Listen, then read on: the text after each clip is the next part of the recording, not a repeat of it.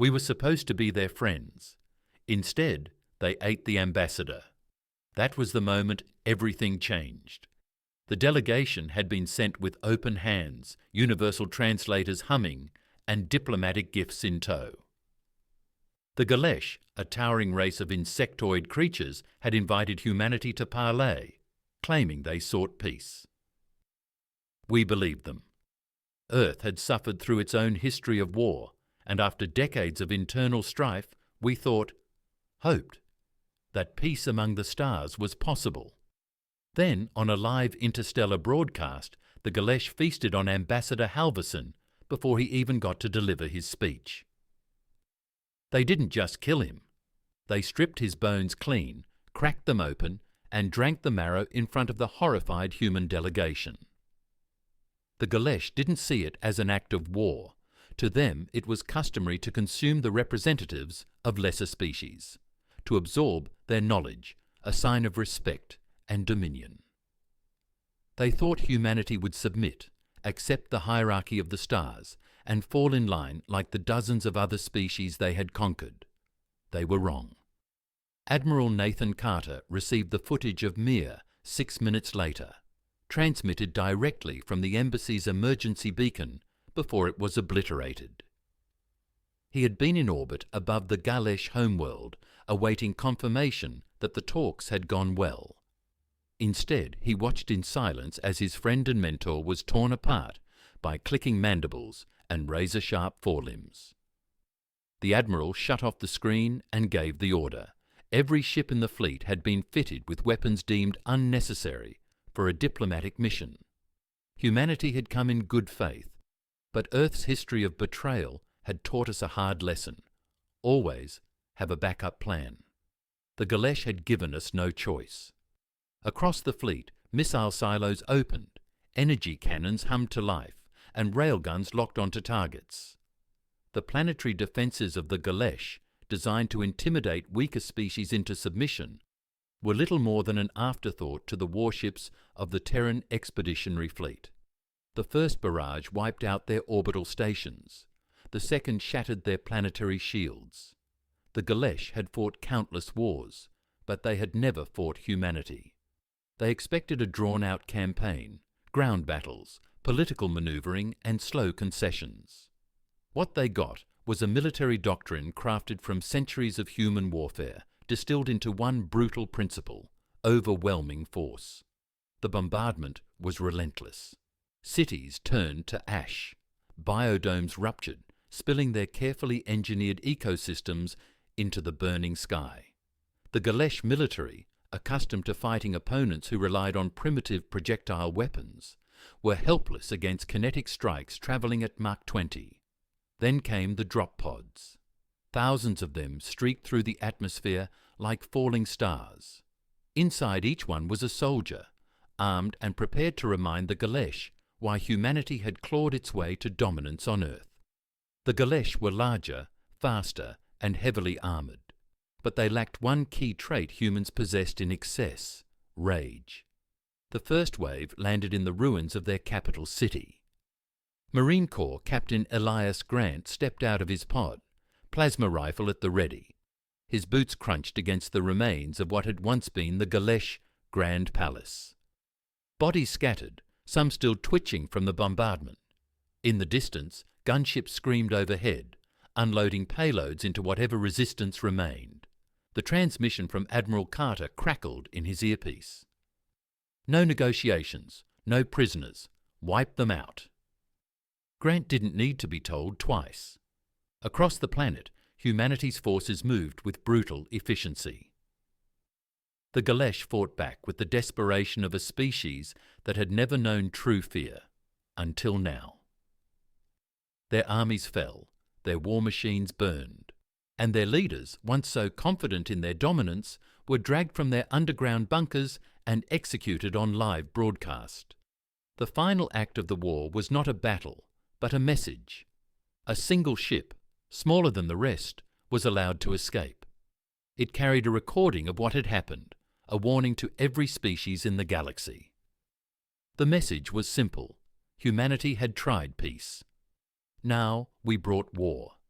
The Galesh were not extinct. Not yet. Though their homeworld burned, though their armies lay in ruins, though their mighty fleets had been reduced to drifting debris fields, some still lived. The humans had let one ship escape, a deliberate mercy that was not mercy at all. It was a declaration, a challenge, a warning to all others who might think to test the species that had just annihilated a planetary civilization in a matter of days. But the Galesh did not. Believe in surrender? They had ruled the stars for centuries, consuming and dominating as they pleased. They would not let themselves be wiped away by an upstart species from a backwater planet. Their remaining admirals, scattered throughout the galaxy, received the emergency signal and knew what had to be done. Survival meant war. A deep space outpost near the fringes of the Orion Arm served as their rally point. Here, the remnants of their military, battered warships, scattered battalions, commanders who had barely escaped the devastation, gathered for the only response their pride would allow: a counterattack. They did not yet understand what they were up against. Admiral Nathan Carter stood aboard the bridge of the TFS Retribution, watching the latest intelligence report scroll across the main display. The Galesh weren't done yet. He had expected as much. No species built an empire that spanned 1,000 systems without a contingency plan. "Analysis?" he asked. Colonel Ross, head of intelligence for the fleet, folded his arms as he studied the incoming data. "They're regrouping. What's left of their military has gathered at a station in deep space, likely trying to form some kind of resistance. They still think they can win." Carter shook his head. "That's what happens when you've never faced total annihilation before. They still believe they have options." Ross nodded. "We could wait. Let them make the first move, bait them into stretching themselves too thin." "We could." Carter's eyes never left the display. "Or we could do what we did before. Hit them first. Hit them harder." A silence settled over the bridge. No one objected. They all knew what needed to be done. "Send the order," Carter said. "No half measures. We take their fleet, their station, and whatever is left of their leadership. When we're finished, there won't be a Galesh resistance anymore." It took 3 days for the fleet to reach the outpost. The Galesh had fortified it as best they could, building defensive lines, deploying their remaining warships in formation, preparing for the battle they hoped would turn the tide. They had numbers, but numbers wouldn't save them. The humans arrived with full force, and from the moment the first shots were fired, the outcome was never in doubt. Kinetic rounds shattered hulls. Railguns tore through armoured plating like it was paper. Swarms of missiles and drone fighters overwhelmed the Galesh defences, ripping apart their formations, before they could even return fire effectively. On board the TFS Retribution, Carter watched the battle unfold in real time. The enemy's lines were breaking. Ships that had once been symbols of their empire's might now burned in the void. Some tried to flee. They never made it far. "Bring us into range," Carter ordered. "I want that station levelled." The fleet's heavy cannons charged, glowing with energy. The Galesh had spent years constructing this outpost, reinforcing it with thick alloyed plating and defensive turrets. It wouldn't matter. When the first wave of fire struck, entire sections of the station erupted in flame. Secondary explosions followed, tearing through its structure like a chain reaction of destruction. Aboard the station, the remaining Galesh leaders watched in horror. They had thought this would be their stronghold, their chance to turn things around. Instead, it had become their tomb. One last transmission escaped before the final explosion consumed the outpost. It was a simple, desperate message to any who remained. Run. The battle was over. The war was not. Carter leaned back in his chair as the reports rolled in. No survivors, no stragglers. The Galesh fleet had been wiped out entirely. It had been a battle, but not a difficult one. They had been broken ever since the moment they made their mistake on their homeworld. "They won't recover from this," Colonel Ross said. Carter wasn't so sure. They might try to disappear into the outer systems, spread themselves out, turn into raiders, mercenaries, stragglers. He exhaled. We don't stop until we're sure they're done for good. Understood, Ross replied. We'll track any remaining forces, sweep the remaining colonies, make sure there's nothing left. Carter nodded, but he wasn't satisfied yet. Humanity had sent a message, but he knew the galaxy was watching. There were other species, other empires. Some of them were surely debating their next move. They think we're monsters, Carter muttered. Ross gave him a sideways glance. Aren't we? Carter considered it for a moment. The Galesh had eaten the ambassador in front of his own people, expecting submission. Instead, they had gotten extinction. He exhaled. Number We tried peace first. There were still Galesh out there. Carter knew it. The war had shattered them, reduced their once great empire to little more than scattered remnants. But the survivors would not simply disappear. They would regroup in the shadows, waiting for a moment of weakness. If humanity wanted to finish what had been started, they had to hunt them down to the last nest. Status report, Carter said, eyes fixed on the holomap in front of him. Colonel Ross stepped forward. We're tracking several escape routes from the outpost before we destroyed it. Most of their remaining forces scattered into deep space. We estimate no more than 2 or 3 warbands left, but they're still dangerous.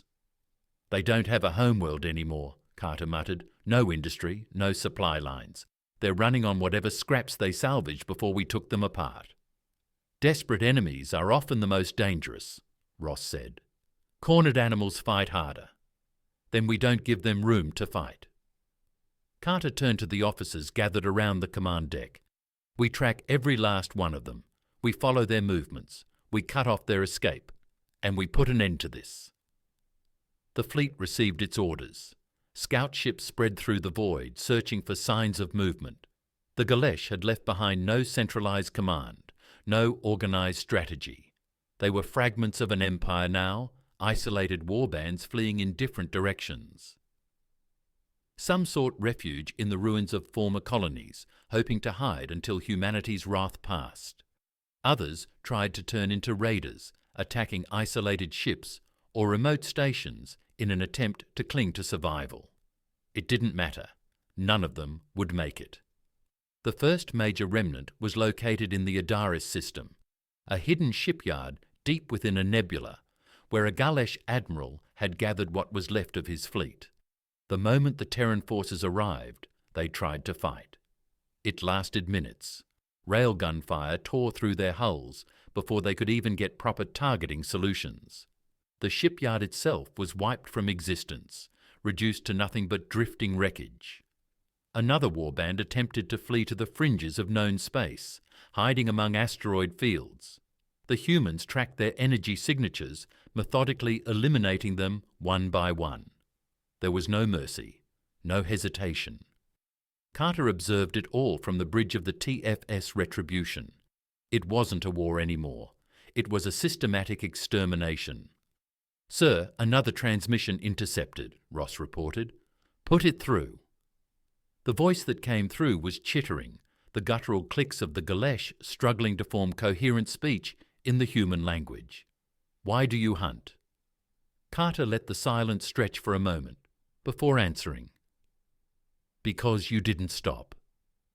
A pause. Then a sound that might have been an attempt at laughter. We thought you were prey, the Galesh voice rasped. You are worse than any predator. Carter gave a cold smile. You should have thought of that before you ate the ambassador. The transmission cut off. Minutes later, the last Galesh vessel in that sector was reduced to debris.